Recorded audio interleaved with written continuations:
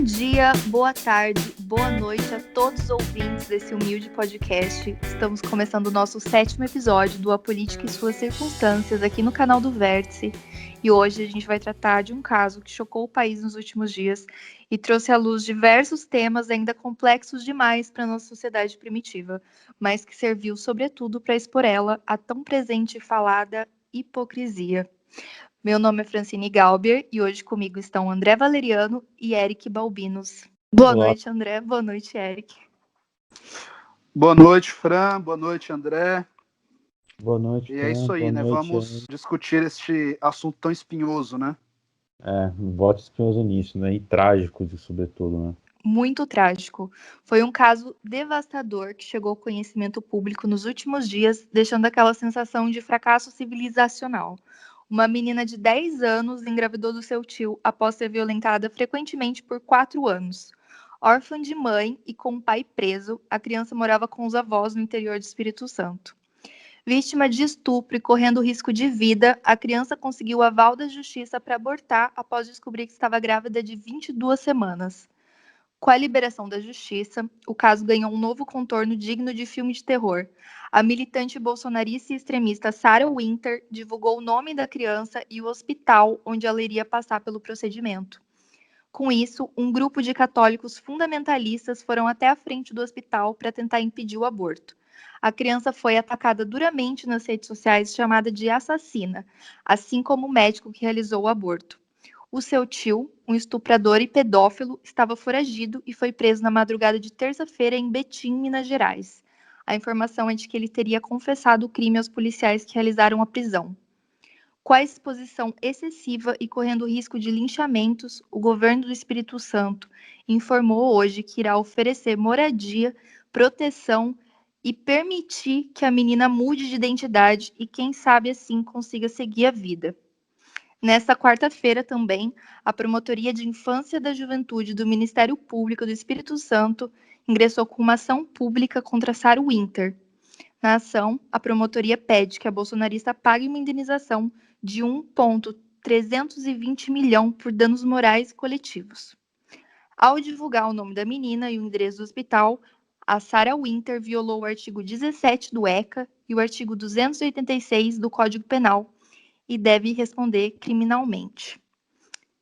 É com vocês. Bom, eu tenho falado muito a respeito disso. Eu tanto postei um vídeo no meu canal, no Metanoia, escrevi vários tweets, enfim. A questão aqui, ela diz mais respeito ao caso da garota do que a uma disputa política em torno do aborto. Eu notei, como cristão, inclusive, faço parte dos debates das redes, onde os religiosos cristãos costumam repercutir fatos da sociedade, e eu notei, em parte da bolha, uma compreensão um pouco mais piedosa a respeito do caso, porém é inegável que esta minha bolha é uma bolha mais escolarizada, uma bolha um pouco contemporânea até, porque há um grosso da população evangélica que hoje já se faz quase maioria no debate público, que simplesmente interpreta a sociedade como se vivêssemos no Velho Testamento. Eu aqui digo a vocês que eu pessoalmente sou contra o aborto,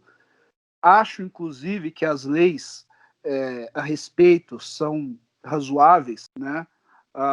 Não sou nenhum entusiasta da descriminalização ampla, geral e restrita, mas é inegável que se torna inadmissível esta mobilização para que uma garota de 10 anos, gestante em decorrência de um abuso por parte de um familiar, aliás, por parte de alguns familiares, segundo notícias recentes, né, que o tio gravou um vídeo afirmando que o avô da garota e um outro parente deveriam ser submetidos a exames, enfim, porque exames genéticos, porque supostamente abusaram da garota também. Então perceba o grau de maldade, de sensibilidade que essa situação exige de nós, enquanto seres humanos, cidadãos e enquanto cristãos, no meu caso, no meu lugar de fala. Não é razoável se cobrar que a garota leve a cabo esta gravidez que pode colocar em risco a sua própria vida. Se é verdade que foi retirado ali o feto, né? Também é verdade que esta garota sofria. E isso se tornou objeto da disputa política porque, como você disse na sua abertura, Francine, nós vivemos um momento, talvez, de decadência civilizacional no Brasil.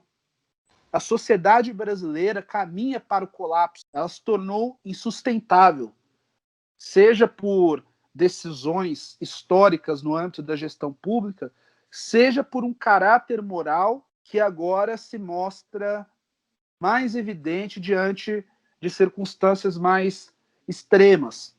Perceba que não houve qualquer consideração com a garota, e o que é pior, grupos entendem como legítimo a exposição da garota, grupos inclusive que reivindicam o monopólio da virtude, das virtudes, pregam e incitam violência contra a equipe médica que operou esta interrupção da gravidez.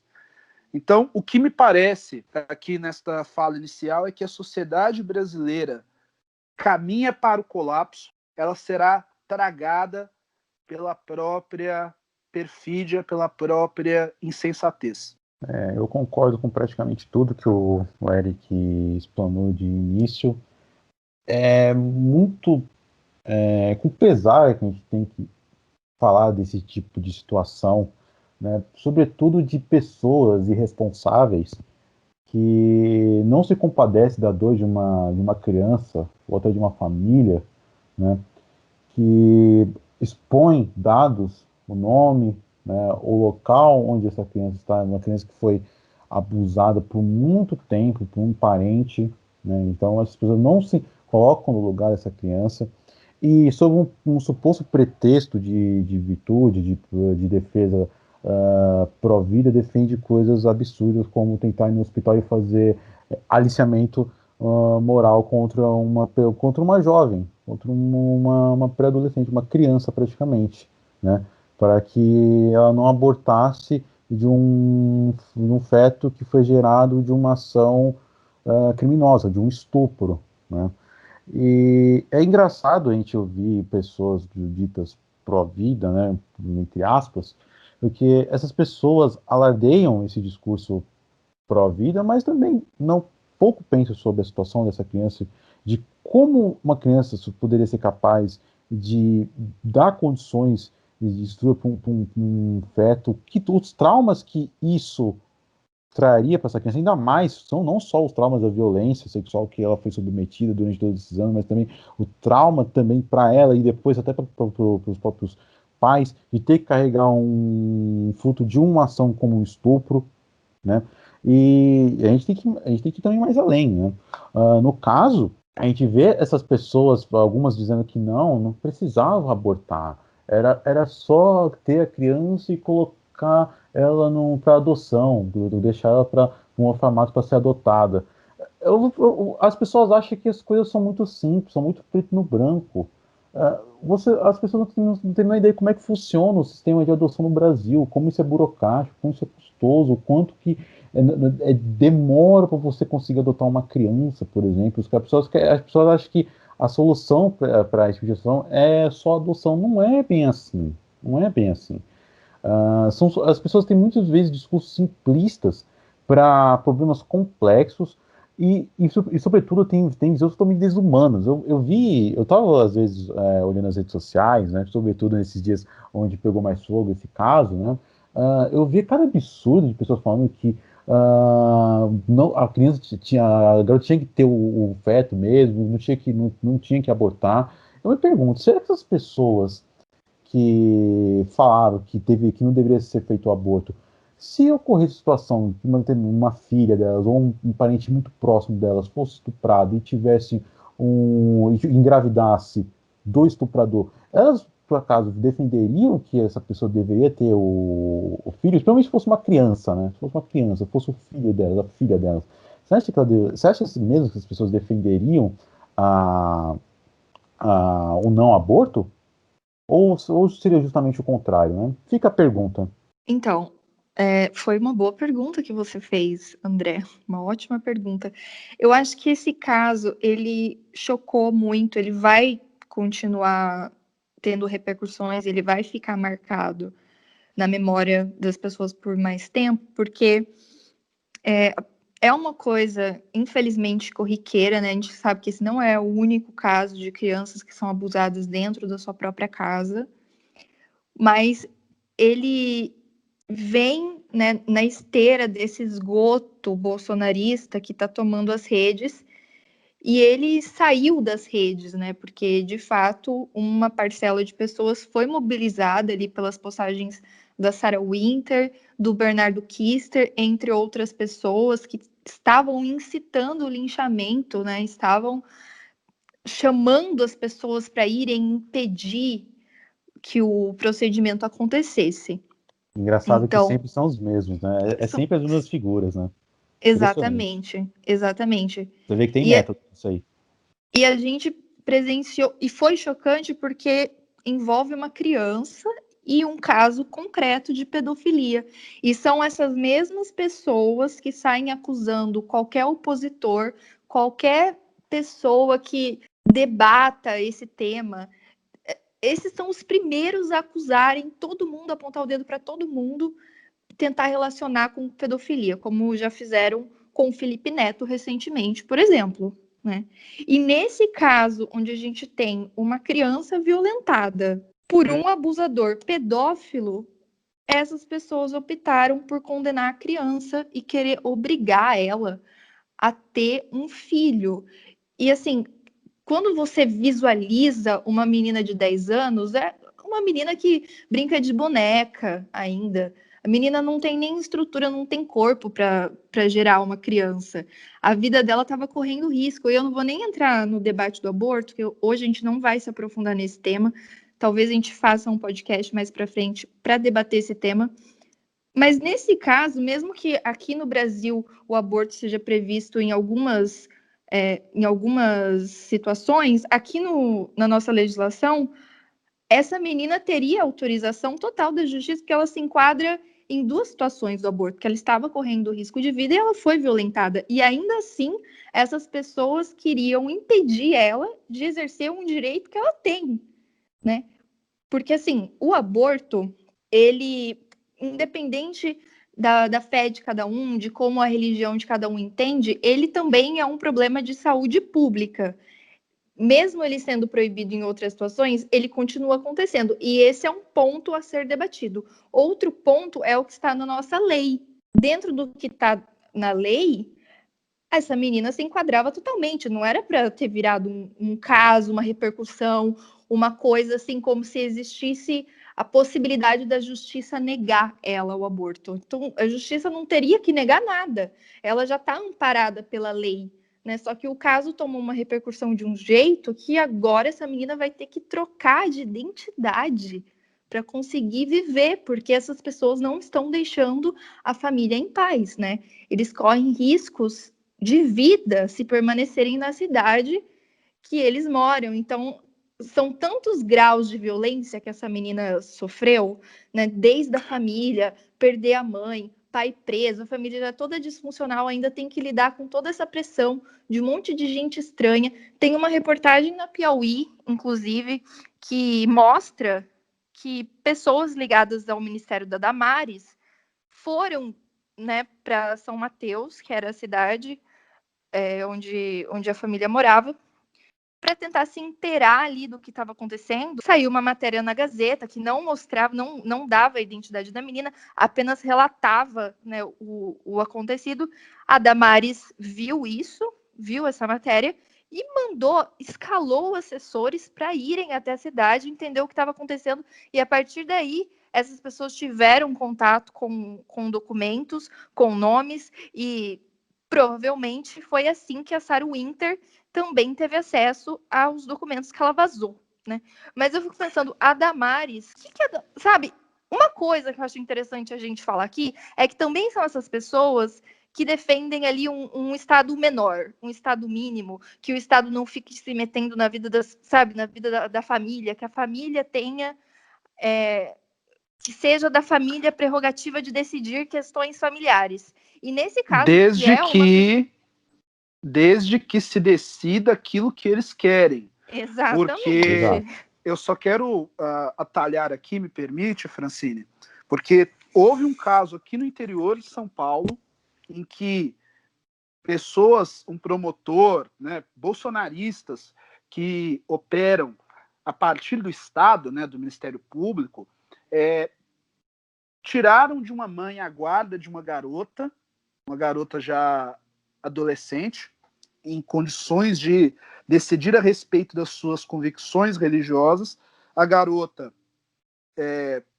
passava por uma iniciação no candomblé, se não me engano, e estas pessoas, a garota foi denunciada por uma familiar católica que não concordava com aquela prática da mãe e da menina, e o promotor, um indivíduo bolsonarista, entendeu que a garota estava em risco por seguir uma religião que não a cristã.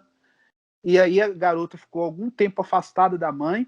Recentemente a guarda foi restabelecida, mas perceba que esse estado mínimo, ele é um estado mínimo no que diz respeito ao papel social do Estado. Porque no que diz respeito à interferência na escolha das pessoas, à censura, a outros aspectos perversos próprios de um imaginário fascista e teocrático, aí o Estado não é mínimo, aí o Estado se vê no direito, inclusive, de vazar informações para militantes. Eu também pontuo que não é a primeira vez que acontece e que o Ministério da Damares Alves merece uma investigação, pois se trata de um vale-acolto de criminosos extremistas. Nós temos a Sarah Winter e temos também aquele indivíduo que agrediu enfermeiras na porta do Palácio. De um hospital, né? Em Brasília, na verdade.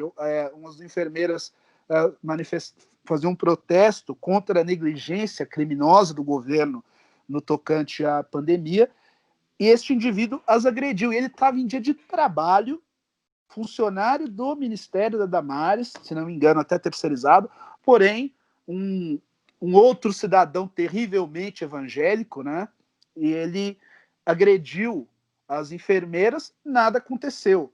Então, e a Damares, que me permita dizer aqui, atua mais como carrasca, né, no seu ministério, parece que ela atua contra o direito das mulheres, os direitos humanos, né, a dignidade, tudo que o seu ministério deveria representar.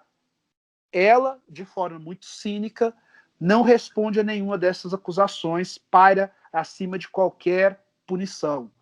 Isso deveria ser investigado.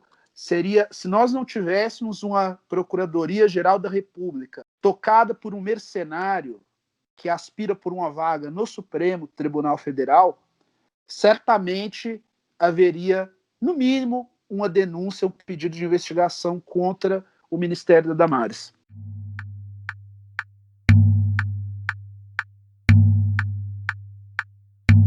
Eu só queria fazer uma ressalva aqui do que o Eric diz, para dar uma informação para quem está escutando a gente, sobre essa atuação da Damares contra, né, os direitos das mulheres. Desde que o Bolsonaro assumiu a presidência, o Brasil está se alinhando cada vez mais a regimes autoritários de países fundamentalistas islâmicos para votar contra os direitos humanos das mulheres na ONU. Detalhe, Isso está acontecendo faz um tempo. Detalhe importante tem que ser saltado.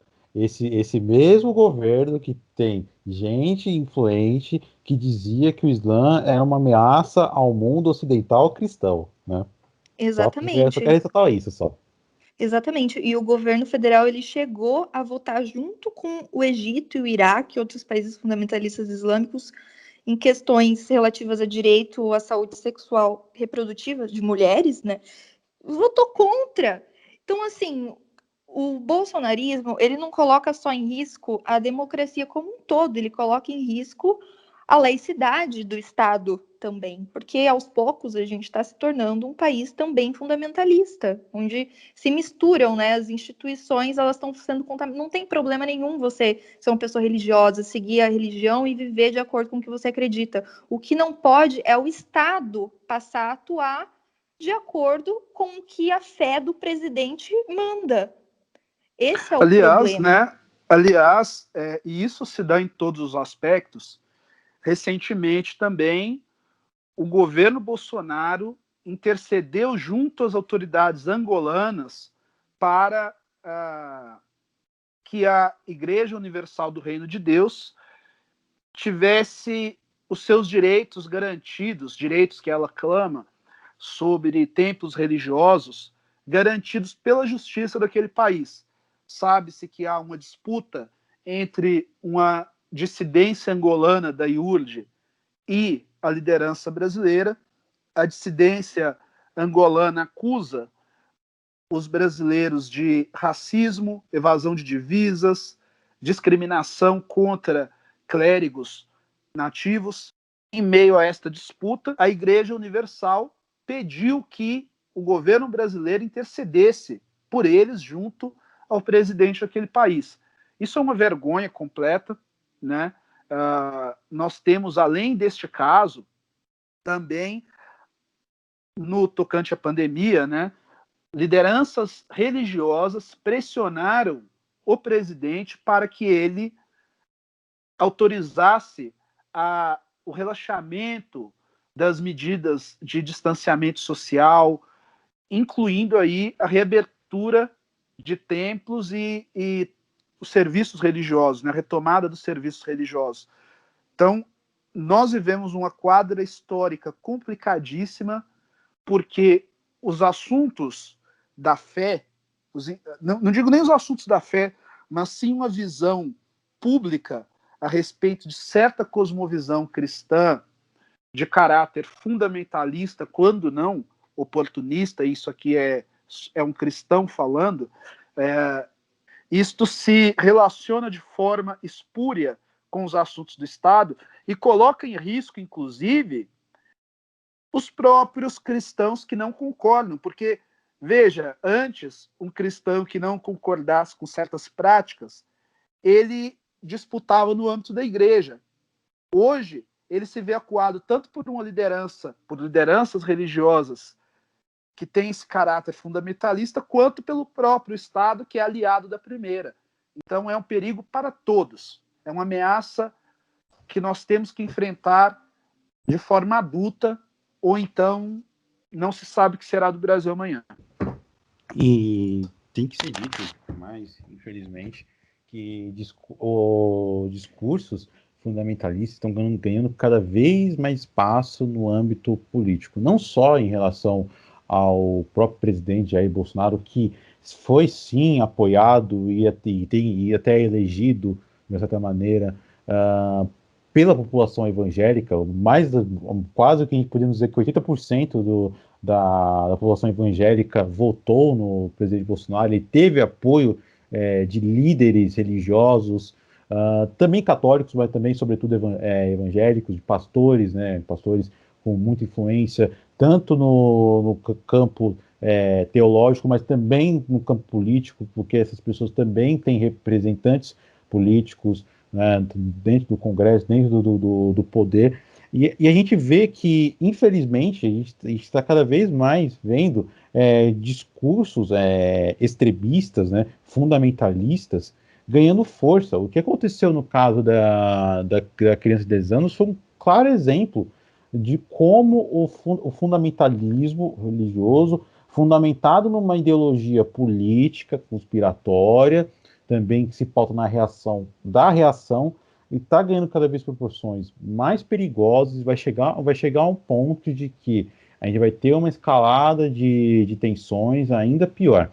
A gente não pode esquecer, por exemplo, do caso do Porta dos Fundos, que teve sua sede atacada por um extremista, né, neofascista, que era de um grupo integralista do Brasil, que é um grupo fascista, e que também se arrogava também um cristão, né? Era um cara fundamentalista religioso que hoje fugiu do país e está agora na Rússia, né?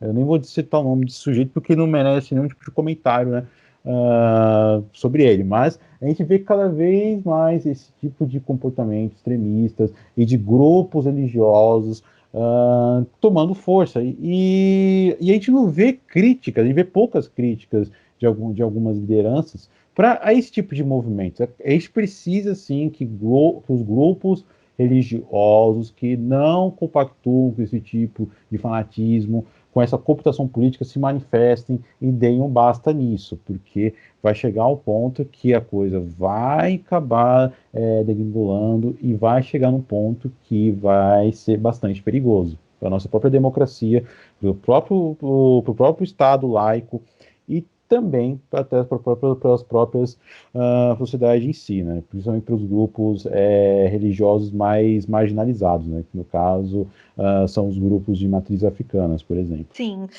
exatamente. Se os grupos religiosos que não compactuam com esse extremismo não se organizarem para se distanciar disso, né, e fazer com que as pessoas entendam que não é algo genérico, o que vai parecer é que essa minoria barulhenta e criminosa, né, que beira ali a criminalidade, que são marginais, que são delinquentes, são pessoas surtadas, né, que não tem como falar isso de outra maneira. Essas pessoas, elas estão surtadas, elas passam, né, elas passam de todos os limites.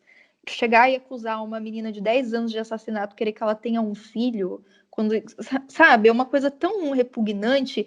Eu não sou uma pessoa que segue nenhuma religião, e tenho muitos amigos que são religiosos, são de diversas religiões, e eu, assim, as pessoas que eu acompanho, todas elas, mesmo sendo contrárias ao aborto, repudiaram, entenderam que era uma questão que condizia à família, que era a família quem tinha que decidir, ninguém tinha que se meter, né? A situação era trágica por si só. Com aborto, sem aborto, já era uma tragédia horrível. Então não precisava desses grupos piorando tudo. E não é a primeira vez que grupos anti-aborto, de extremistas religiosos, fazem coisas do tipo, né? Tem uma matéria que saiu do Sakamoto, no UOL, que ele relata um caso parecido que aconteceu no Paraguai há 5 anos atrás. Não sei se vocês viram, mas é basicamente a mesma história. Uma menina, acho que ela tinha ali 11 anos, tinha diferença de 1 ano de idade, mesma altura, mesmo corpo, assim, mesmo peso, né, as mesmas medidas, e aconteceu praticamente a mesma coisa, só que nesse caso os extremistas conseguiram fazer com que o aborto não acontecesse. O resultado é que 2 vidas desestruturadas a mais, né? Tanto a criança não conseguiu exercer a função da maternidade para dar suporte para o filho que gerou, quanto o filho seria mais um ali que vai crescer, né, que cresceu à mercê da família, porque a família não tem condição de cuidar, né, acaba indo para o trabalho de assistência social. Então, sim, são muitos fatores. E eu acho que isso é bem importante, isso que o André colocou, são os próprios grupos religiosos que precisam combater essa minoria extremista, para não refletir no geral, né, no todo. Eu queria saber do André, que é católico, o que você achou da declaração do Dom Valmor, que é o presidente da Conferência Nacional dos Bispos do Brasil. Ele disse o seguinte, abre aspas, lamentável presenciar aqueles que representam a lei e o Estado com a missão de defender a vida, decidirem pela morte de uma criança de apenas 5 meses, cuja mãe é uma menina de 10 anos. 2 crimes hediondos, a violência sexual é terrível, mas a violência do aborto não se explica.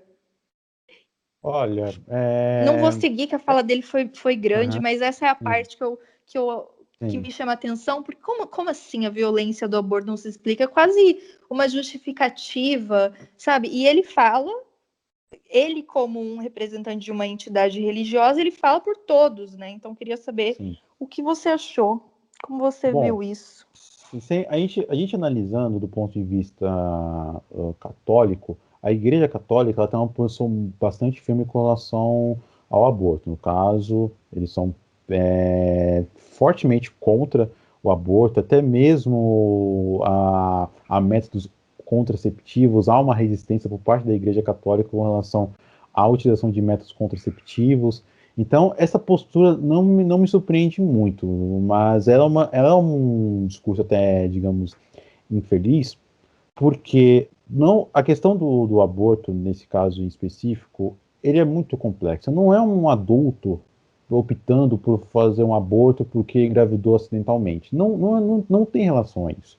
É uma criança que sofreu vários tipos de abusos psicológicos, abuso sexual, foi estuprada diversas vezes por um parente, no ambiente familiar, e chegando numa situação onde ela vai ter que abortar por conta de risco de vida, eu acho que aí, no meu caso, na minha visão, não tem que ter discussão.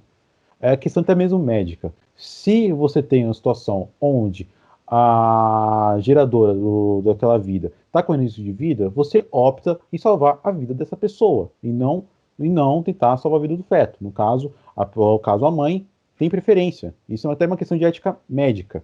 E neste caso, era uma criança de 10 anos. Você não tinha como você tentar não fazer o aborto, colocando em risco a vida dessa criança. Você impuria mais um trauma na vida dessa criança, que já sofreu diversos tipos de traumas, né, por conta dos recorrentes de abuso, e você colocar essa criança numa situação onde ela não teria nenhum tipo de estrutura, nem por parte do Estado, o Estado falha miseravelmente da estrutura para mulheres, ou jovens que acabam engravidando. E o Estado brasileiro não tem nenhum tipo de estrutura que tenta dar um tipo de assistência para esse tipo de pessoa, esse tipo de situação. Então, era uma situação que seria uma bola de neve. Você criaria diversos tipos de traumas e problemas que virariam uma bola de neve gigantesca na vida dessas pessoas, né? É óbvio que o aborto, né, se a gente for do ponto de vista católico, ele não é a solução, ele nunca deve ser solução pelo ponto de vista católico, né? Isso eu falo sempre pelo olhar católico, né? Sobre a Igreja Católica tem. Mas, nesse tipo de situação, eu acho que o discurso tem que ser muito mais ponderado, né? E não fazer um discurso de tentar reafirmar a posição que é contra o aborto, porque inevitavelmente é uma situação que levanta diversos dilemas morais e éticos, como tem sido levantada, e eu acho que não cabe à igreja, nesse exato momento, de fazer o discurso que é errado ou não. A igreja tem que fazer o discurso de que reza pela vida daquelas pessoas que estão sofrendo naquele exato momento, e não fazer um discurso de ficar marcando posição de inevitavelmente justificar a ação daquelas pessoas malucas e criminosos que foram lá no hospital fazer intimidação contra a família e contra a criança. Esse Dom Valmor, ele é bolsonarista, né? Ele tá agindo como um militante bolsonarista, mais uma vez, né? Eu queria saber do Eric, que é evangélico, agora, sobre a declaração do Silas Malafaia, né? Que é outro ali que estraga, que mancha, né, a religião. O Silas Malafaia, ele disse o seguinte, ele disse que existe uma coisa chamada hierarquia das leis e que o estupro é uma coisa horrorosa, mas mais horroroso que o estupro é matar uma vida. Outro tentando justificar a violência como se fosse obrigação da menina e quase um plano de Deus que ela fosse violentada para que gerasse então essa criança, sabe, é tão horroroso, é tão repugnante, e ele ainda mente de um jeito, porque ele fala de uma forma como se não estivesse previsto na lei a situação dela, né? Ele coloca de uma maneira canalha e mentiroso, porque no caso dela, ele pergunta, cadê a lei? Né? Para que servem as leis? O caso dela está previsto em lei.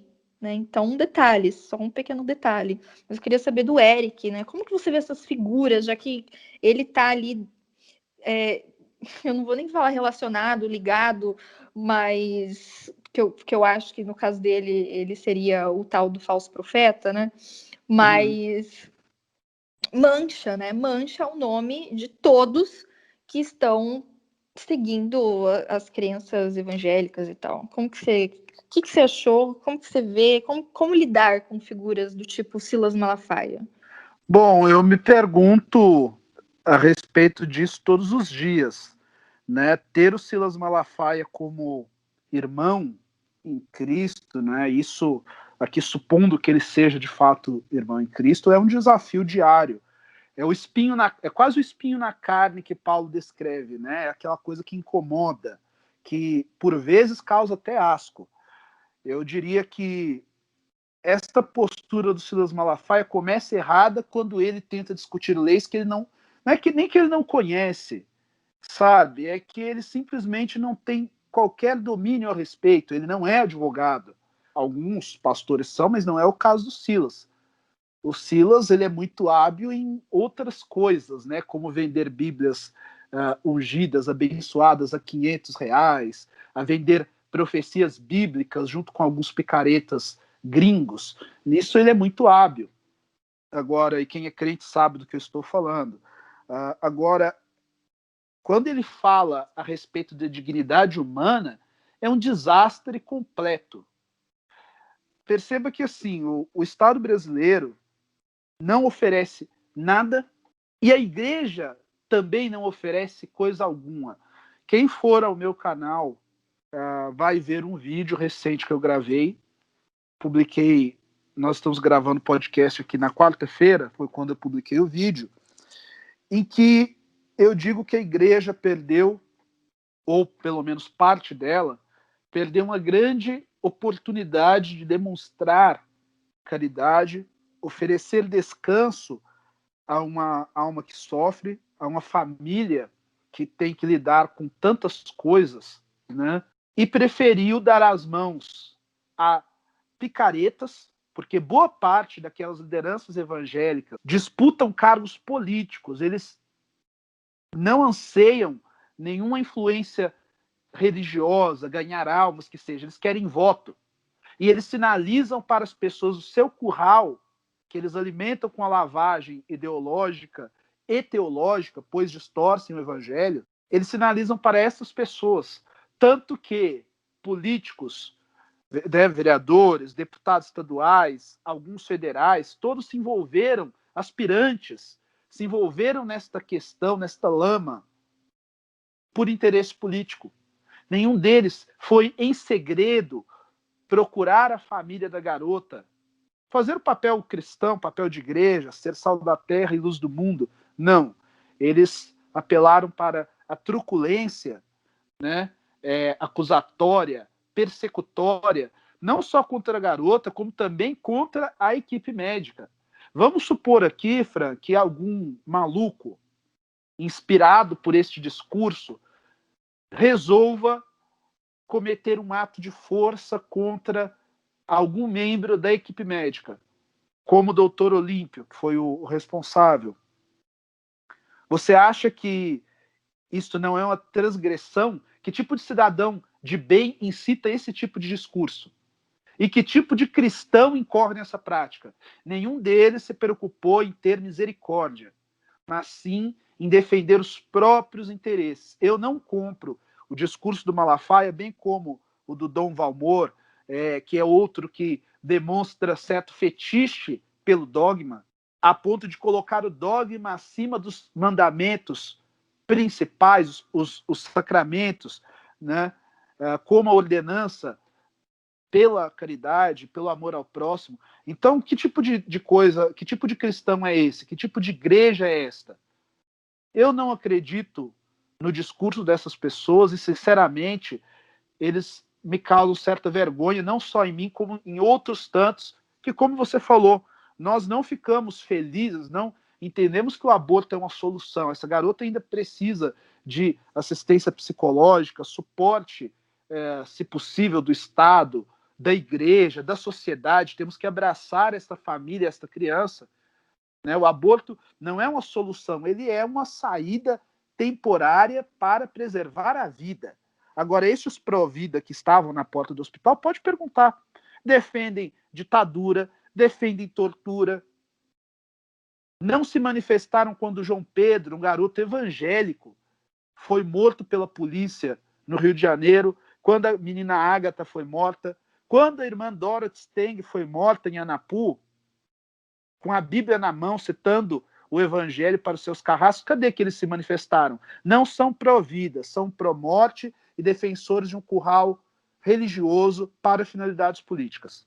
E eu vou entrar num detalhe importante, Eric, naquilo que você falou, sobretudo a questão de hipocrisia. Esse mesmo povo típico bolsonarista, que se diz pró-vida, que se diz cristão e tudo mais, não deu um pio sequer, praticamente tapa os ouvidos ou fecha os olhos quando vem à tona aquele discurso que o Bolsonaro tinha de esterilização cirúrgica para pobres. Porque, segundo o próprio Bolsonaro, precisava fazer isso muito bem lembrado. Porque essas pessoas depois recebiam o Bolsa Família, gerando custos e ficariam perpetuando a pobreza. O Bolsonaro fez um discurso praticamente, praticamente não, fez um discurso eugenista na cara dura mesmo, e nenhum desses ditos pró-vida, que se batem no peito dizendo que são cristãos, e o Diabo 4, não fez nenhuma fala crítica nem nada. Ao contrário, esses mesmos líderes evangélicos hoje estão do lado do Bolsonaro dando risada com ele. Porque essas pessoas o colocaram no poder e hoje usufruem do poder que o Bolsonaro tem. E essas pessoas hoje fecham os olhos para esse tipo de atrocidade que foi dita por ele no passado. E defendem essas coisas absurdas como ditadura, né? Hoje, praticamente, essas pessoas que, se depender dessas pessoas, a gente teria vivido na teocracia. Eu só queria falar uma coisa. Essas pessoas, aproveitando o gancho do que o André disse, se deixassem, elas colocavam o Jair Messias como o Deus da Terra e do mundo e do universo, né? Vamos só dar uma informação também para o nosso ouvinte.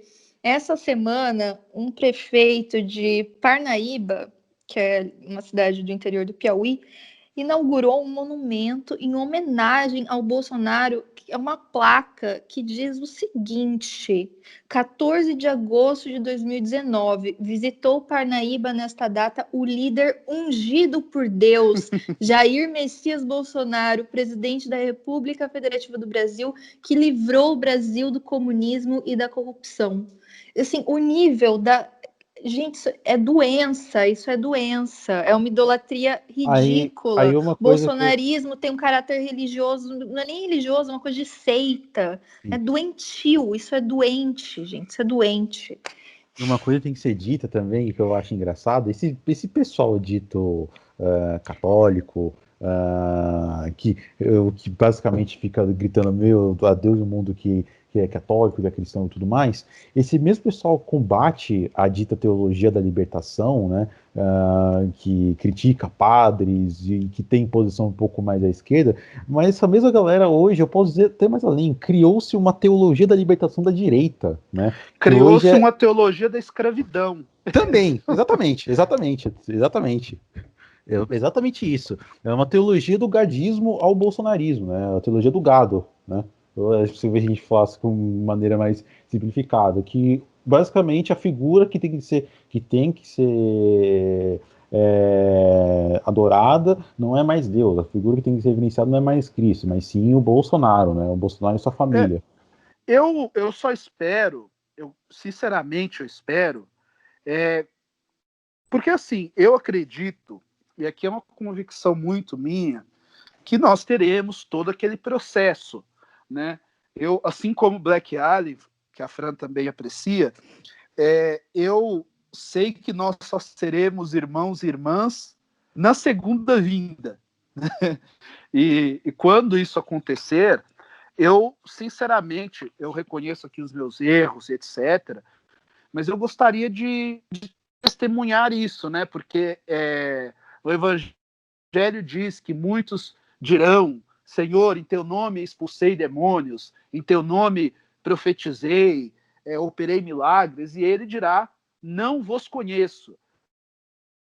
Eu tenho certeza que, Senhor, em teu nome lutei contra o comunismo, defendi a tortura de esquerdopatas, lutei para que uma garota de 10 anos colocasse a vida em risco para conceber uma criança fruto de um estupro.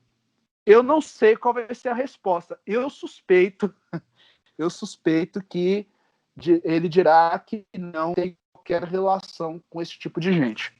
Eu acho que essa gente aí tem mais é que torcer para não existir inferno, porque se existe inferno, eles já estão tudo no inferno.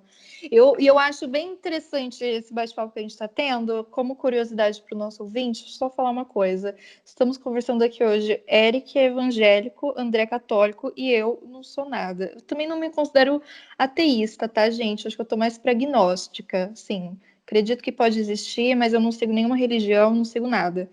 Então é interessante a gente perceber que pessoas que acreditam seguem, né, convicções diferentes na vida, todo mundo está concordando que o que aconteceu com essa menina foi horrível, né? Ninguém tinha que se meter nisso. Então, essas pessoas que se colocam ali como religiosas, estão fazendo isso em nome de Deus, não estão fazendo isso em nome de Deus coisa nenhuma. É uma gente baixa, é uma gente que não tem amor ao próximo, porque se tivesse, não se comportaria dessa maneira. São pessoas que, sei lá, se Jesus voltasse amanhã, elas tacavam pedra, né? Elas iam pedir para crucificar. Então, o que eu acho é isso, é que essas pessoas têm que torcer para não existir inferno, porque se existir, já estão todos nele.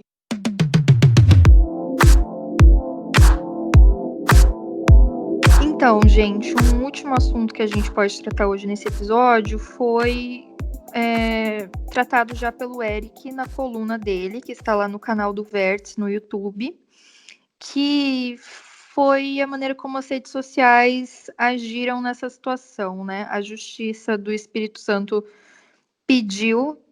determinou, na verdade, que o Facebook, o Twitter e o Google retirasse do ar as postagens que a Sarah Winter fez, né, expondo a criança de 10 anos. O Twitter chegou a responder, dizendo que iria cooperar com as autoridades locais, que respeitava as requisições, né, que realmente aquilo lá infringia suas regras, etc. O Google respondeu também que os vídeos do YouTube seguiam também diretrizes que incluíam medidas de proteção ao bem-estar emocional e físico de menores. E o Facebook não comentou o caso, apenas emitiu uma nota avisando que o vídeo da Sarah foi removido da plataforma. Mas o que seria interessante a gente pontuar aqui é que foi necessário, né, que a Defensoria Pública do Estado do Espírito Santo entrasse na Justiça em caráter de urgência, pedindo para que as plataformas tomassem uma providência, porque se não fosse isso, provavelmente até agora tudo estaria no ar, né?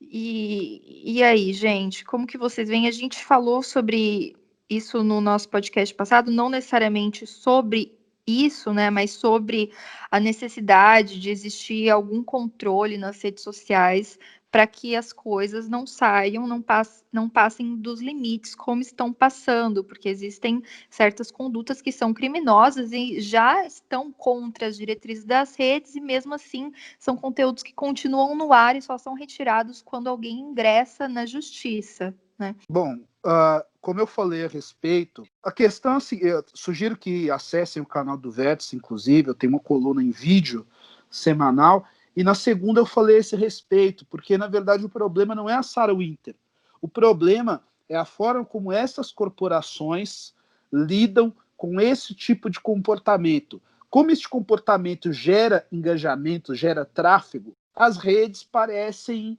ignorar, negligenciar essas questões. Você pensa uma coisa, precisa do Facebook, Google e a outra rede que eu me esqueci, Twitter. Você acha mesmo necessário que a justiça entre em cena, o Ministério Público se mobilize para que estas redes retirem esse conteúdo do ar? Não, porque já viola as supostas diretrizes estabelecidas pelas plataformas. A grande questão é que a Sarah Winter foi suspensa do Twitter, mas começou a operar com outra conta. O ideal seria que o Twitter, aliás, Twitter, YouTube, todos eles, banissem esta cidadã das redes. Ela não é digna de fazer parte do debate público. Esta é a questão. E o discurso que ela representa é uma ameaça a todos. Logo, ela deveria ser banida. Ah, mas ela pode voltar por meio de um fake. Pois muito que bem. Se ela voltar por meio de uma outra conta, que se expulse ela dali também. Haverá um momento, né, porque uma pessoa como a Sarah Winter, ela sobrevive da polêmica, da turbulência que ela provoca. Se ela não tem palco, se ela não tem este picadeiro, ela não tem dividendo político. E as redes fazem corpo mole. Apesar dessas decisões recentes do STF terem alguns aspectos que podem ser discutidos, um que não se discute, né, quem é civilizado não questiona, é quando o ministro Alexandre de Moraes coloca que isto não é liberdade de expressão, isto é crime. E as redes são copartícipes neste tipo de evento, como pontuou a Tatiana Dias no excelente coluna no Intercept. As redes são coniventes com este tipo de ato na medida em que se eximem de qualquer responsabilidade. E vou mais além também. No caso, já passou da hora de tomarem medidas mais severas, não só contra esses usuários, mas também as próprias redes sociais. Vai chegar um momento que elas têm que começar a serem responsabilizadas também no âmbito da justiça, por conta de continuar sendo conivente com esse tipo de situação, com esse tipo de prática. Se as próprias redes sociais não começarem a tomar atitudes mais enérgicas para banirem ou para diminuir ao máximo possível esse tipo de ações dentro das suas próprias plataformas, vai chegar um momento que a própria justiça pode ser do Brasil mesmo, de qualquer outra região, tome ações mais enérgicas que no fim acabem prejudicando não só as próprias redes sociais, mas também os próprios usuários, né? Usuários que não tem nada a ver com esse tipo de prática criminosa. Então, as redes sociais precisam sim começarem a agir e começarem a tomarem mais responsabilidade sobre aquilo que acontece dentro de suas próprias plataformas. O Facebook é muito conivente com as palhaçadas que acontecem lá. Você consegue achar de tudo no Facebook, desde grupos neonazistas, desde grupos que defendem teorias conspiratórias que são perigosas, assim como, por exemplo, antivacina. Você tem grupos que defendem as coisas mais absurdas e também as coisas mais radicais atuando dentro dessas plataformas, e nada é feito, né? Eu posso citar, por exemplo, o próprio YouTube mesmo, que é da Google. Se vocês procurarem, não tiverem curiosidade de adentrar no nosso Medium do Vértice, tem uma reportagem que eu e a Francine escrevemos no ano passado sobre a rede antivacina, onde teóricos, né, com gente que defende antivacina, né, tese antivacina, ganhava monetização por meio das plataformas do YouTube. O vídeo da pessoa era monetizado. E eu pesquisei e mandei para o Google, né? Para o Google tomar uma ação. Ou seja, se não fosse por mim tomar atitude de pegar e denunciar essas pessoas, o YouTube não teria feito nada, porque o YouTube funciona basicamente como um algoritmo e que, no caso, é muito falho porque deixa esse tipo de absurdo rolar livre, leve, solto e ainda ganhar lucro, ser lucrativo para essas pessoas. Então, ou as plataformas tomam atitude enérgica para banir esse tipo de coisa, ou vai chegar um momento que a coisa vai degringolar e aí depois não adianta chorar por leite derramado. Exatamente, parece que esse momento está chegando, né? A nós resta observar e fazer o que está dentro das nossas possibilidades, mas realmente é algo que vai depender das plataformas, né? Mais das plataformas do que de qualquer outra coisa.